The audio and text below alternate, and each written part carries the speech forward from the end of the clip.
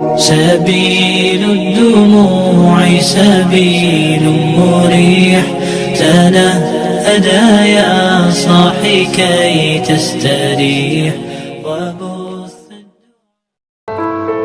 Assalamualaikum warahmatullahi wabarakatuh. Semoga Allah senantiasa merahmati kita semua.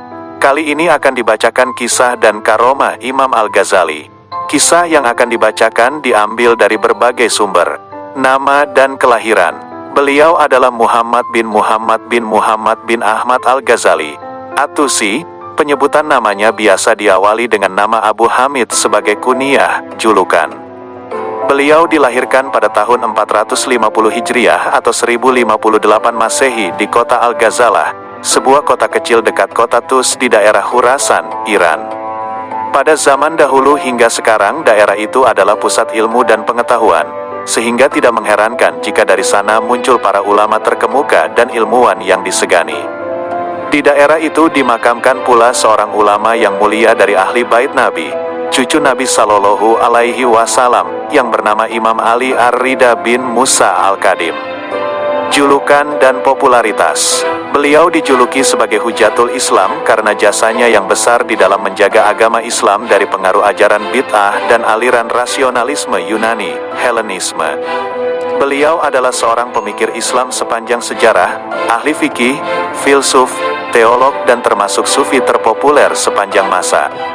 Beliau juga seorang orator yang hebat, ahli retorika yang dahsyat dan seorang penulis Islam yang produktif, autentik serta representatif. Pemikiran-pemikirannya telah membanjiri dunia Islam dan menyelimuti berbagai kawasan kaum intelektual selama beberapa abad, bahkan hingga abad ini.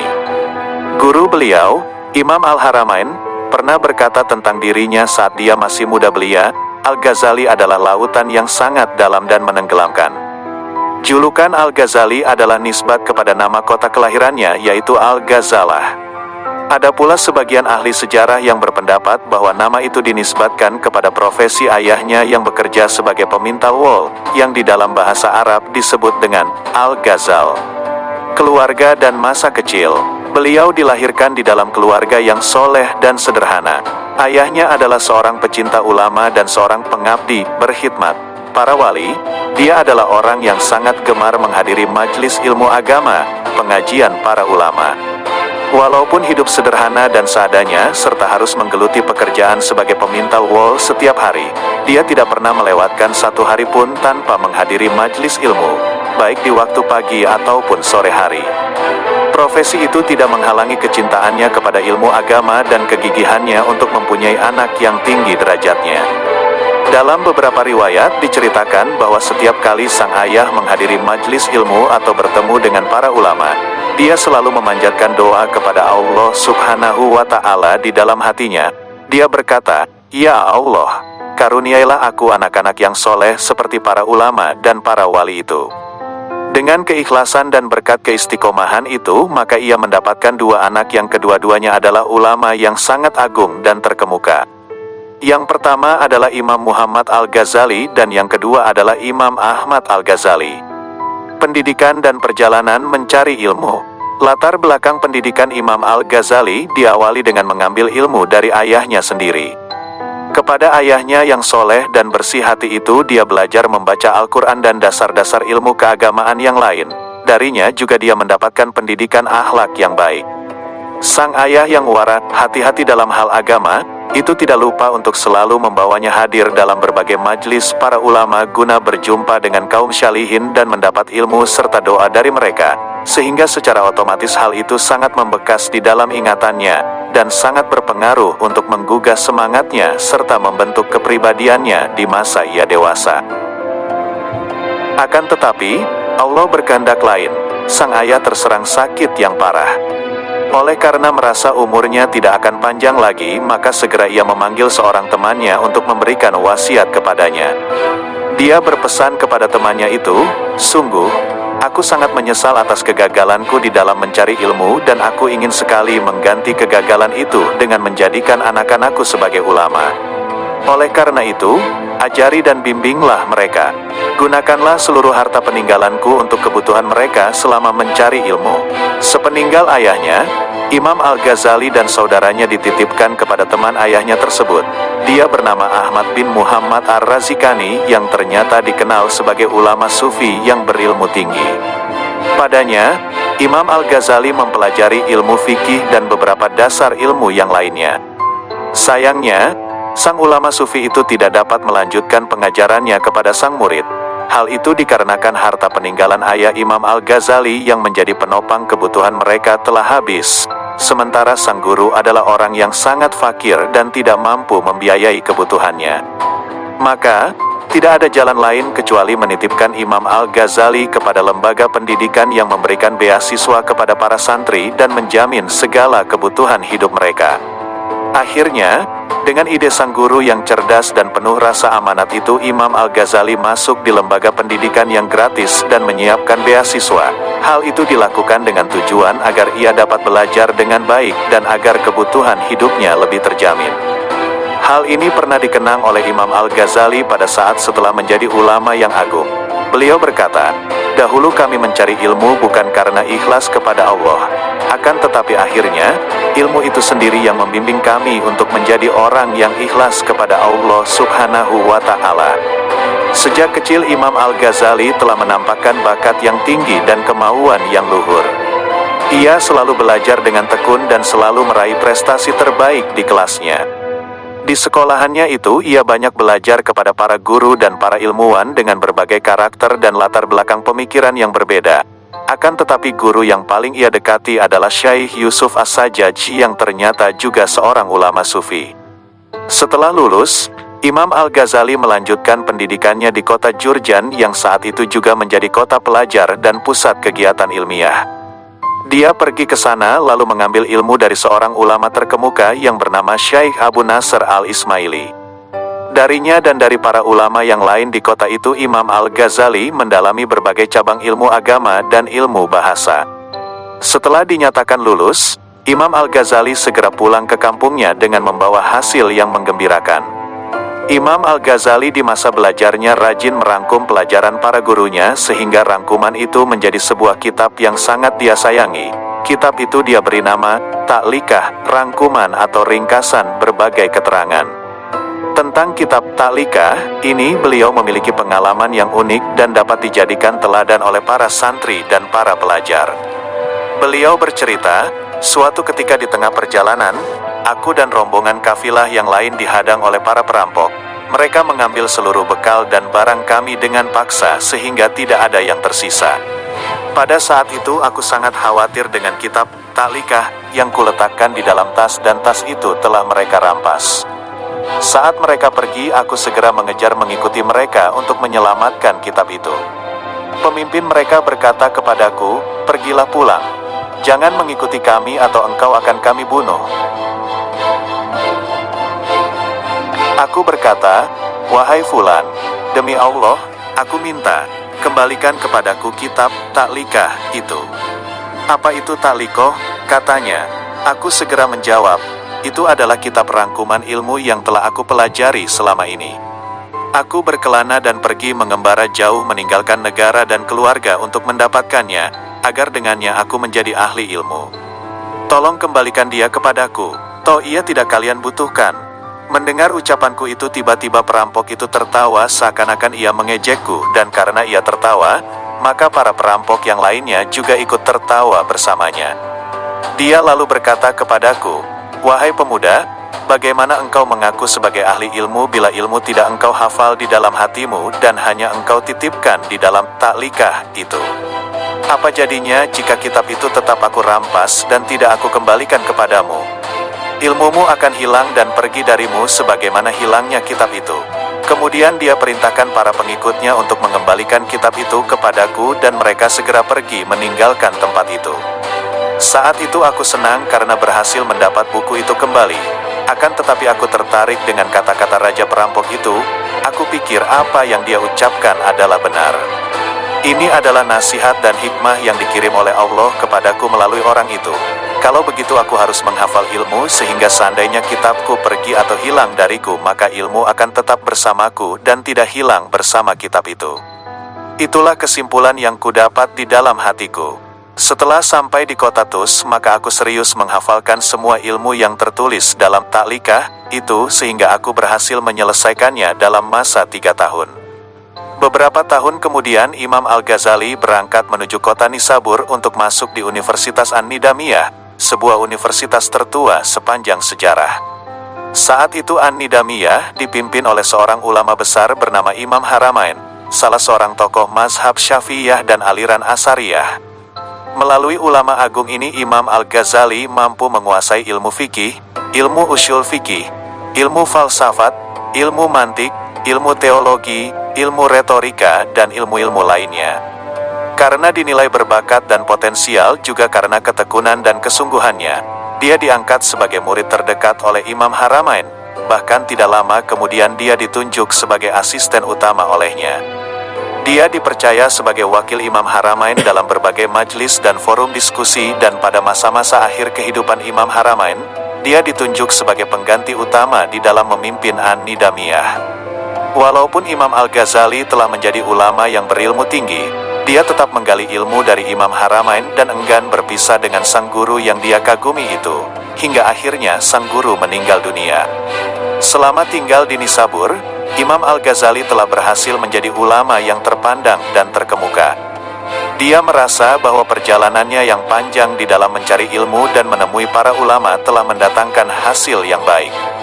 Di sana ia juga sudah mengembangkan bakatnya sebagai penulis yang produktif dan autentik. Walaupun pada saat itu baru berumur 28 tahun, beliau telah menghasilkan berbagai karya yang berbobot dan simpatik. Di antara karya-karya beliau itu adalah Maqasidul Falasifah, Tujuan Kaum Filsuf, dan Tahafutul Falasifah, Kesalahan Kaum Filsuf. Keduanya merupakan referensi penting dalam bidang filsafat dan kebanyakan materinya adalah kritikan-kritikan tajam atau komentar yang mendalam tentang ilmu filsafat dan kelompok filsuf. Tulisan-tulisannya itu diberikan kepada para gurunya untuk dibaca dan mendapat tanggapan atau bahkan agar mendapat pujian dari mereka. Karya-karya beliau akhirnya berhasil menarik perhatian kaum intelektual dan para ulama sezamannya.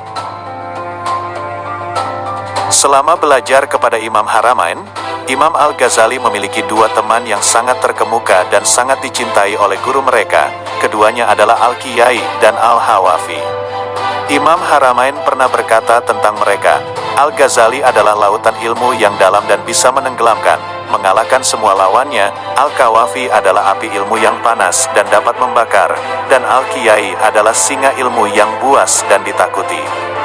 Namun demikian, sejarah menjadi bukti sekaligus saksi bahwa yang paling hebat dan terkemuka di antara mereka adalah Imam Al-Ghazali.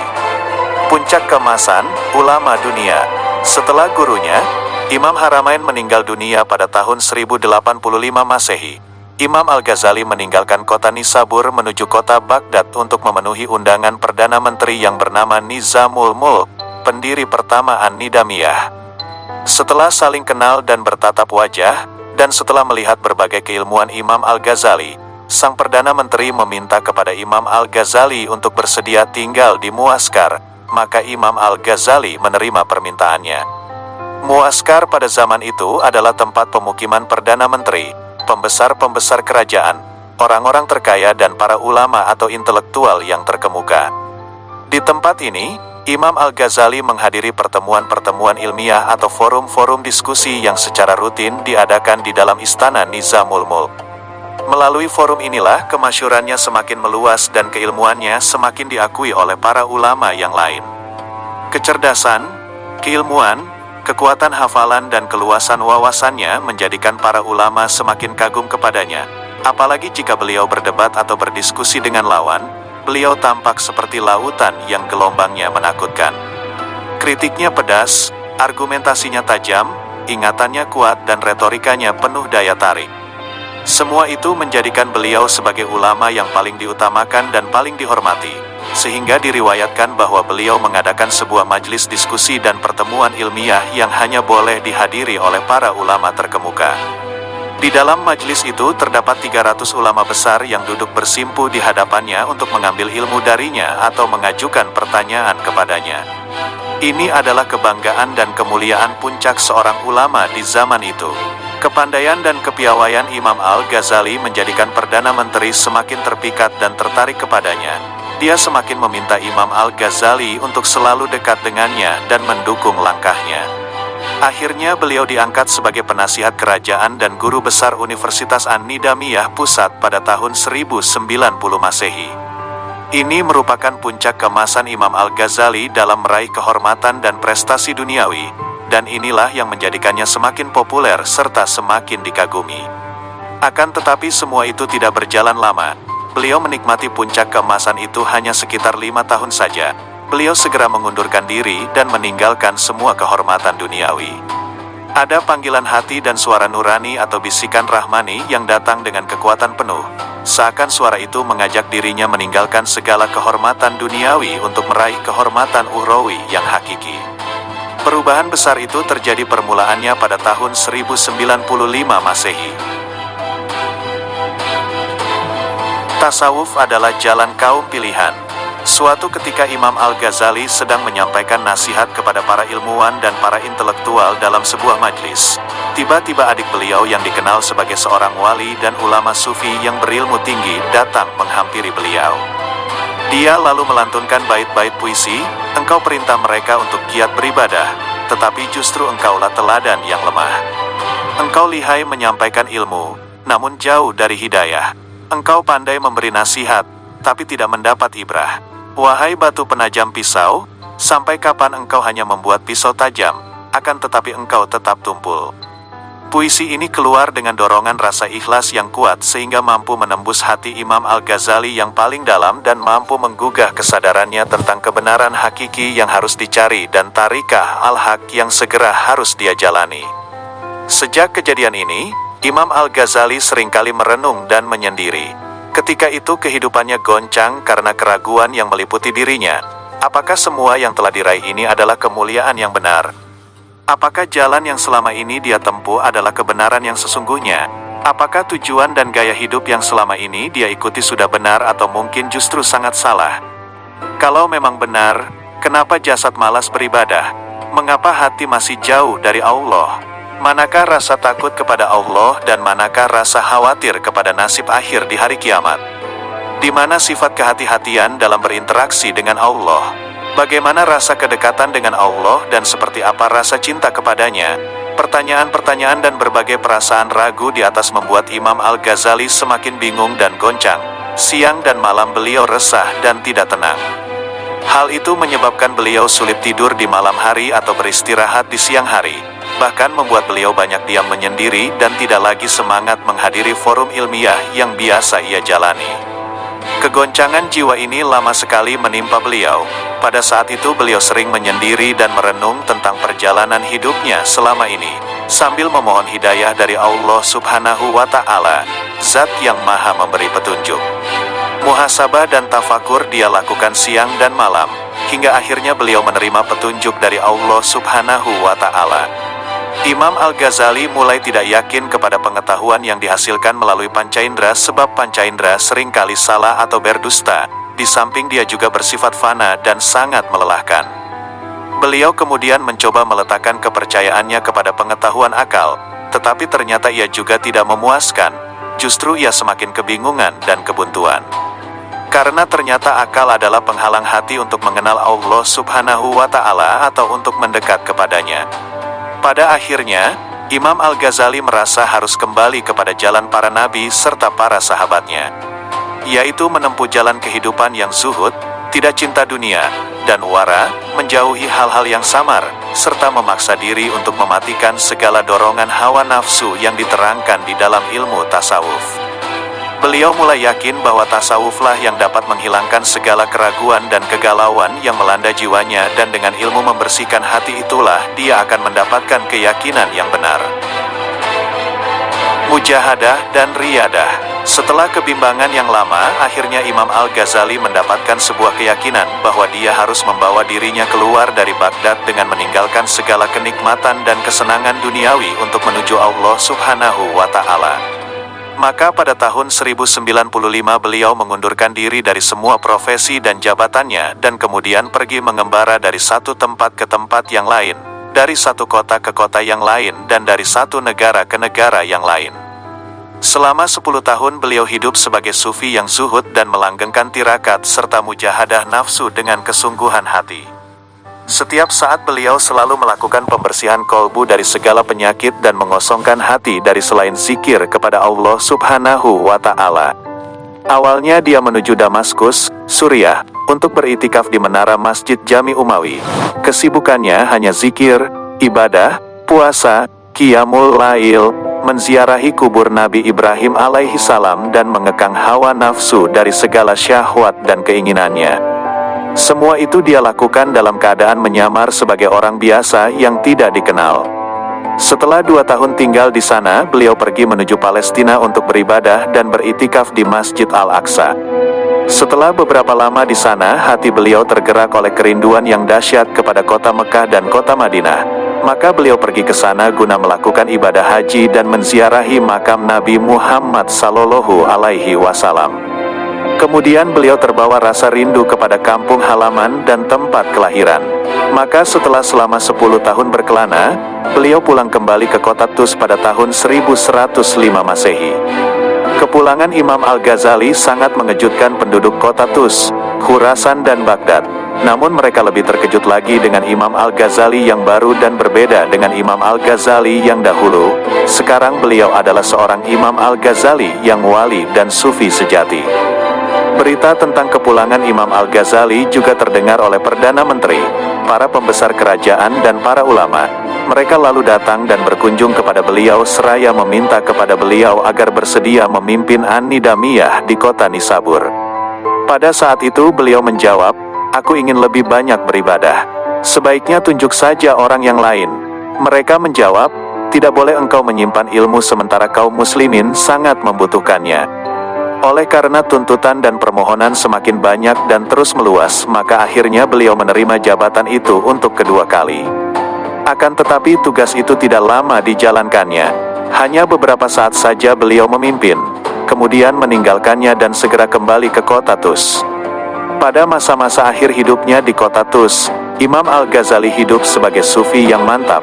Setiap hari kegiatan beliau hanyalah berzikir, membaca Al-Quran, puasa di siang hari, qiyamul lail dan mendidik para sufi yang tinggal bersama beliau.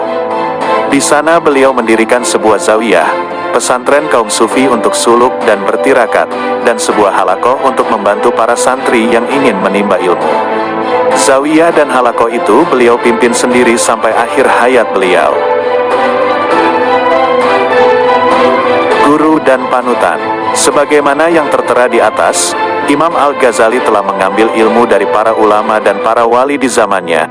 Yang paling terkemuka di antara mereka adalah 1. Ahmad bin Muhammad Ar-Razikani, guru saat masih kecil di kota Tus.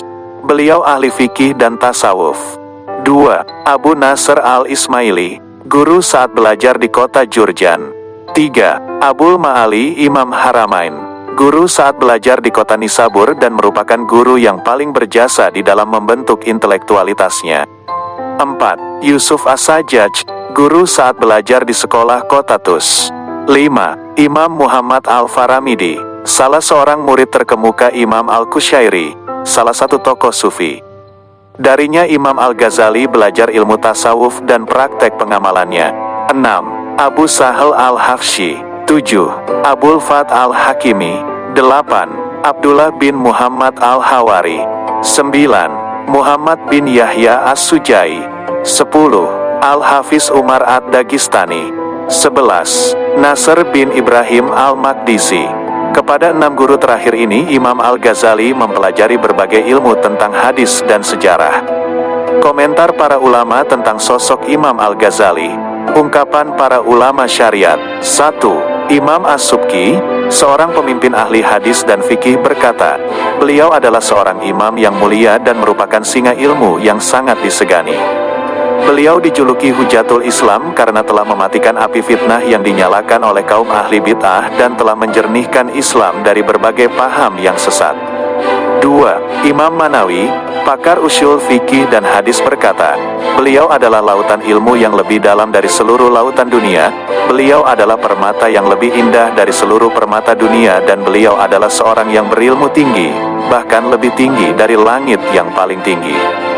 Dia telah menyelami seluruh lautan ilmu dan meraih seluruh permata termahal yang tersimpan di dalamnya. Hidupnya telah diikhlaskan untuk mengabdi kepada agama dengan menempuh tarikat yang benar dan menghalau berbagai bid'ah yang menyesatkan. 3. Ibnu Mukri, seorang hakim yang jujur dan terkemuka berkata, dengan menyebut namanya, hati akan tenang dan jiwa akan hidup. Dengan ilmunya, karya-karya ilmiah akan menjadi terhormat dan sangat populer dan saat mendengar nasihatnya semua ulama akan menundukkan kepala dan memperhatikan dengan seksama. 4. Imam ahli hadis Ibnu Najjar al-Hanbali berkata, beliau adalah pemimpin ulama secara mutlak dan seorang ulama Rabbani yang dikagumi secara aklamasi. Seorang mujtahid di masanya dan wali Allah yang tiada bandingan. Keharuman namanya telah tersebar di seluruh penjuru dunia dan keutamaannya telah dikenal oleh semua ulama. Bahkan seluruh kelompok Islam telah sepakat tentang keagungan dan kemuliaannya serta mengakui kebesaran jasanya di dalam menjawab paham ahli bid'ah. Beliau adalah pembela sunnah dan benteng agama dari segala pemikiran fitnah serta seorang ulama produktif yang karya-karyanya bak matahari, penuh manfaat dan tersebar ke seluruh dunia. 5. Imam As-Subki dan Imam As-Suyuti menjelaskan dan meyakinkan bahwa Imam Al-Ghazali adalah mujadid, pembaharu agama pada abad ke-5. Pendapat ini kemudian disepakati oleh hampir semua ulama. 6. Imam Ibnu Asakir dan Imam Ibnu Sam'ani, keduanya telah menulis sejarah Imam Al-Ghazali dalam karya yang khusus. Karya mereka sangat panjang dan cukup lengkap. Ungkapan para ulama tarikat dan kaum sufi. 1. Imam Abul Hasan Asy-Syadzili, pendiri Tariqah Syadziliyah berkata, aku pernah bermimpi bertemu Nabi Muhammad Sallallahu Alaihi Wasallam. Saat itu beliau ditemani oleh Nabi Musa dan Nabi Isa alaihi salam, dan di antara mereka aku melihat Imam Al-Ghazali. Dalam mimpi itu, aku melihat bahwa Nabi Muhammad Sallallahu Alaihi Wasallam begitu bangga dengan Imam Al-Ghazali.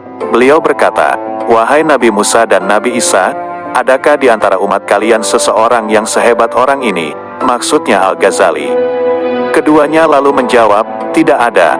2. Imam Abul Abbas Al-Mursi, guru penulis kitab Al-Hikam berkata, aku bersaksi bahwa Imam Al-Ghazali telah mencapai makam qutbiyah yang paling agung.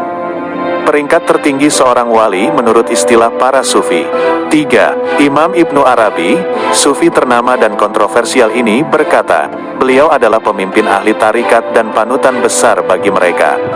4. Imam Abdullah Al-Haddad, ada dua ulama yang aku belum pernah melihat bandingannya. Yang pertama adalah Imam Al-Ghazali sebagai pemimpin ahli syariat. Kedua adalah Syekh Abdul Qadir Al-Jailani sebagai pemimpin ahli hakikat. Beliau juga berkata, jika diibaratkan dengan pakaian, sebenarnya ajaran dan aliran yang terbaik dari Islam telah dibentuk dan dipilih.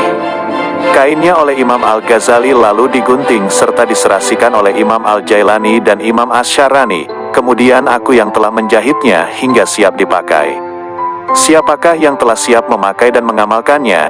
Wafatnya Imam Al-Ghazali. Imam Al-Ghazali wafat di kota Tus, Khurasan, Iran pada tanggal 14 Jumadil akhir tahun 505 Hijriah atau tahun 1111 Masehi. Berikut akan dibacakan beberapa kisah karomah beliau. Berkaitan dengan karomah-karomah beliau dan kitab Ihya Ulumuddinnya, dinukilkan keterangan dari Al-Imam Al-Alamah Asy-Syaikh Yusuf bin Ismail An-Nabhani yang beliau kisahkan dalam kitabnya Jami'u Karomatil Aulia, jilid 1 halaman 180-181. As-Sayyid Muhyiddin Ibnul Arabi dalam kitabnya yang berjudul Ruhul Quds menceritakan bahwa Abu Abdillah bin Zain di negeri Ashibiliyah adalah seorang yang paling utama di negeri itu dalam menekuni membaca kitab-kitab Imam Al-Ghazali. Akan tetapi pada suatu malam ia membaca kitab yang dikarang oleh Abil Qasim bin Ahmad yang menjelaskan tentang penolakan-penolakannya terhadap Imam Al-Ghazali.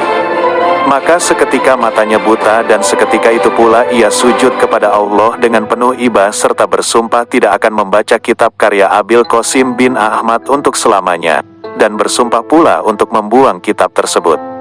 Maka Allah Subhanahu wa Ta'ala memulihkan penglihatannya kembali.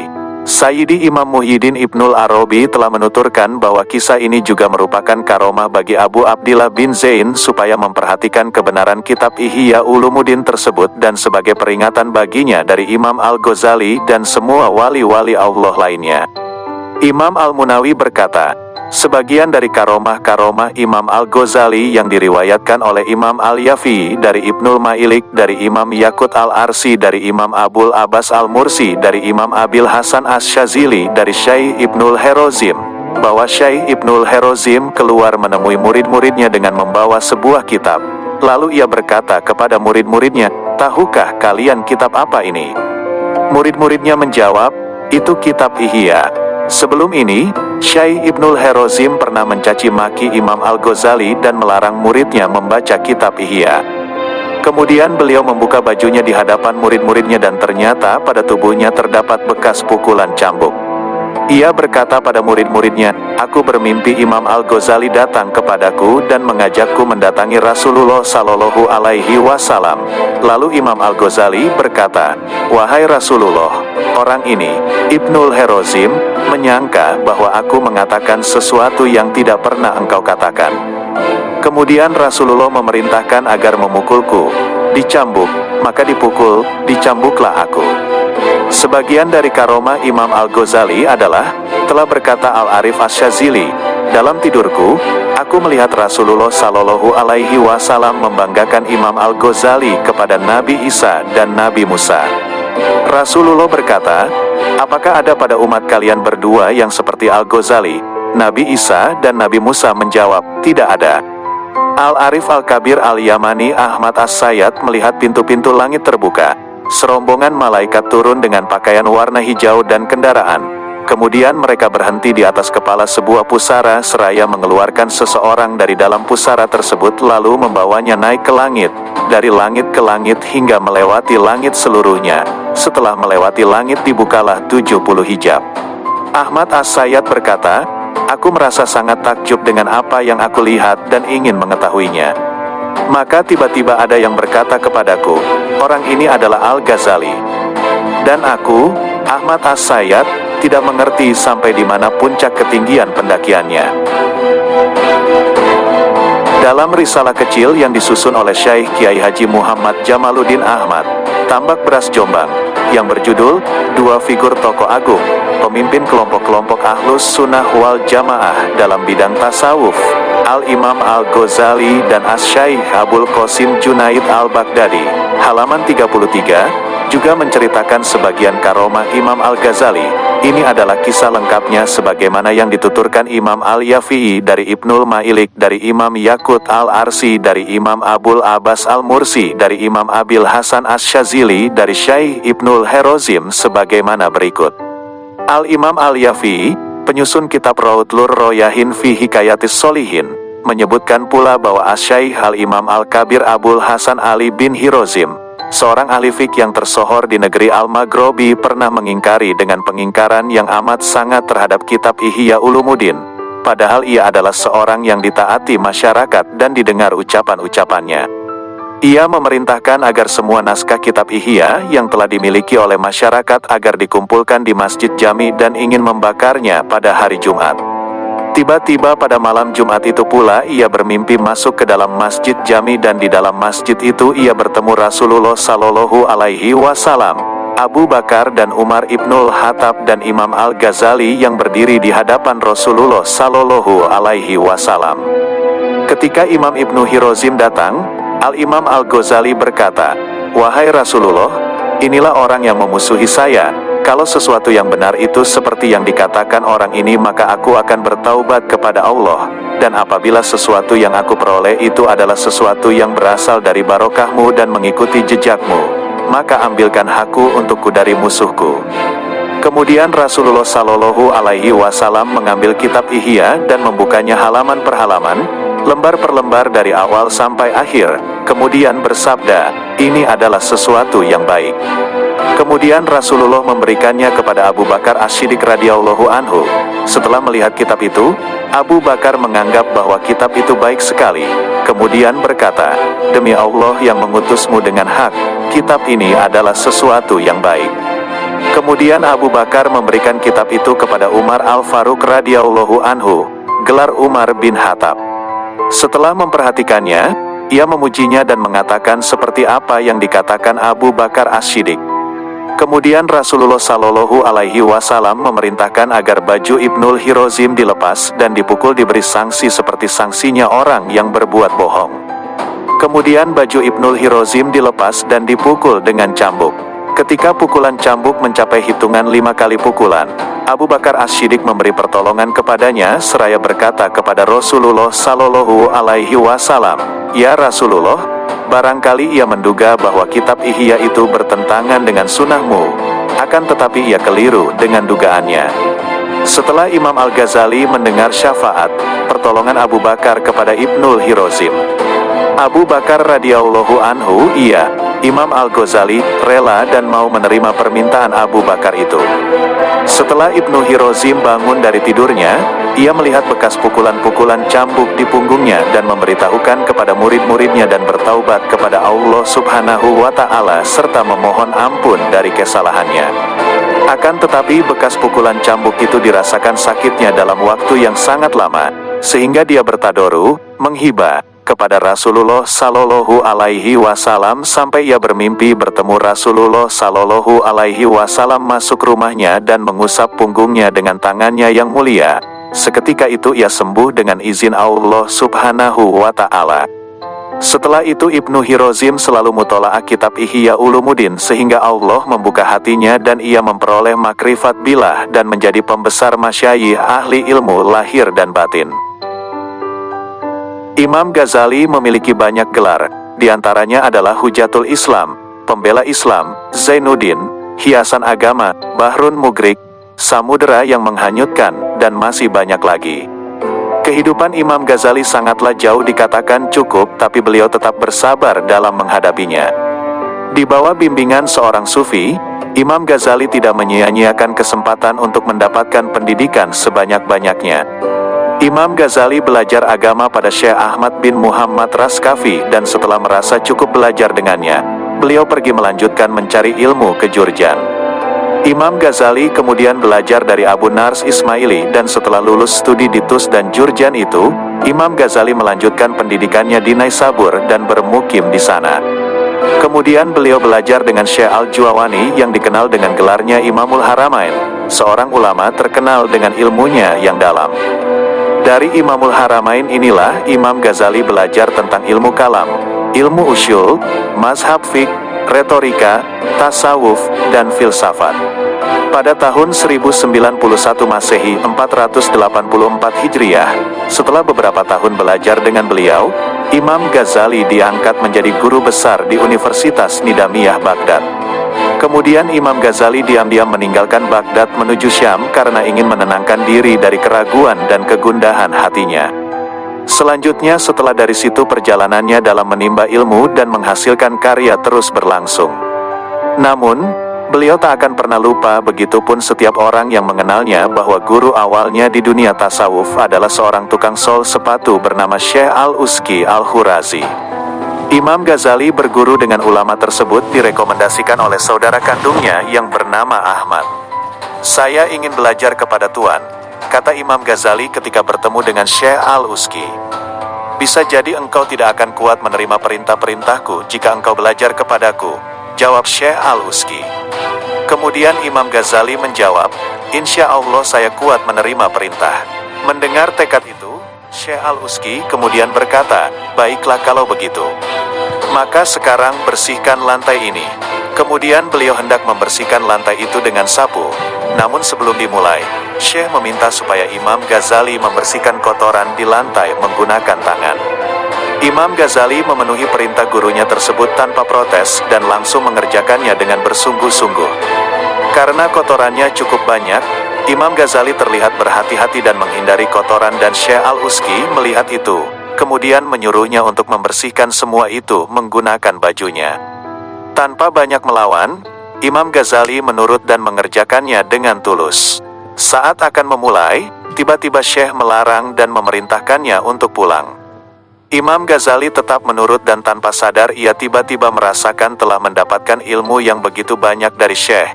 Seluruh ilmunya seakan berpindah begitu saja. Allah telah memberikan ilmu laduni yang diperolehnya karena ketulusan serta kebersihan hatinya di dalam mengikuti perintah gurunya. Hingga kemudian di dalam setiap menuntut ilmu, Imam Ghazali selalu mendapatkan kemudahan hingga kerap dipuji kecerdasannya oleh banyak orang hingga saat ini. Syekh Abdullah dalam Hasyiah Asy-Syarqawi ala Syarh Hududi menceritakan, ketika Imam Ghazali telah meninggal, seseorang bertemu dengan beliau dalam mimpi. Lalu ia bertanya kepada Imam Ghazali, "Apa yang Allah lakukan kepadamu?"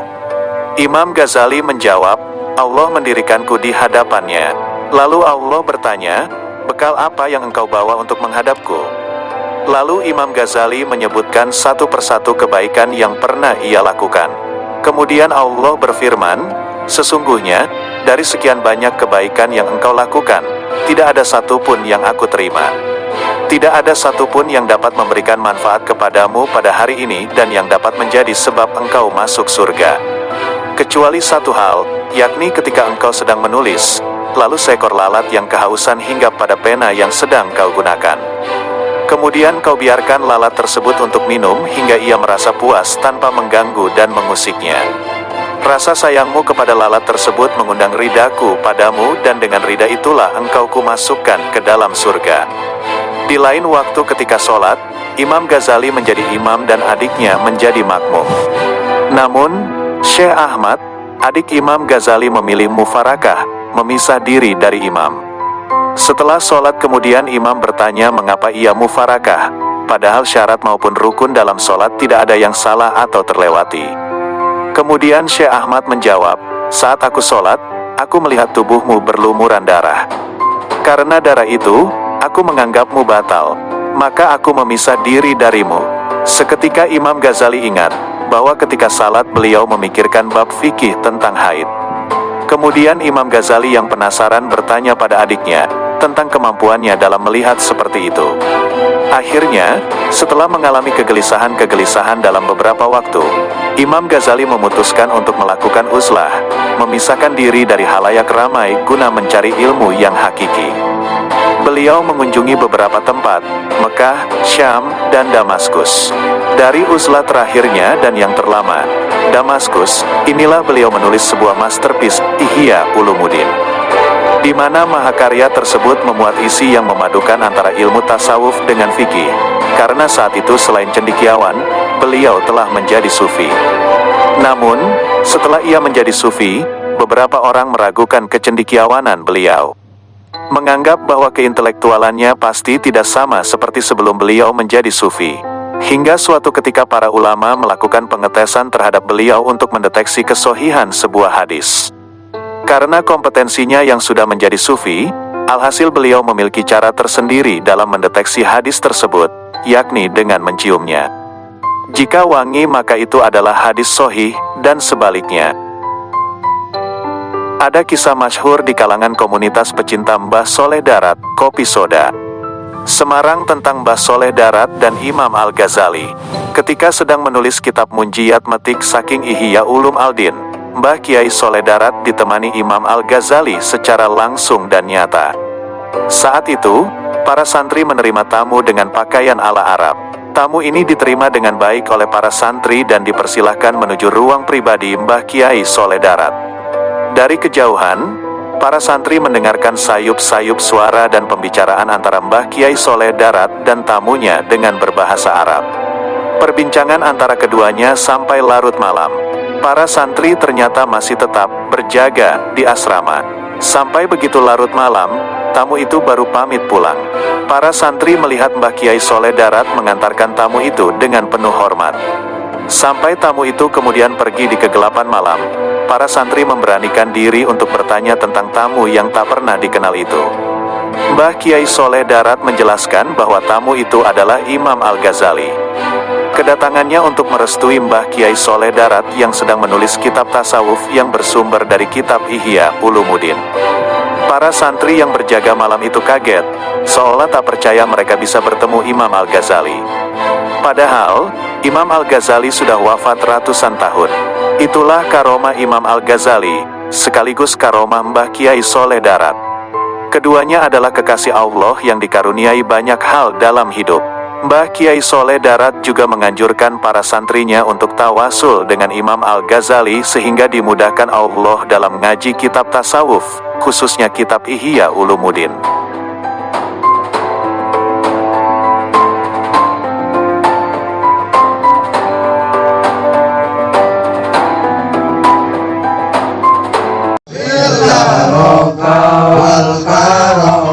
Syahadul Qadir Jailani Waliullah Bismillah Nabi Muhammad Bismillah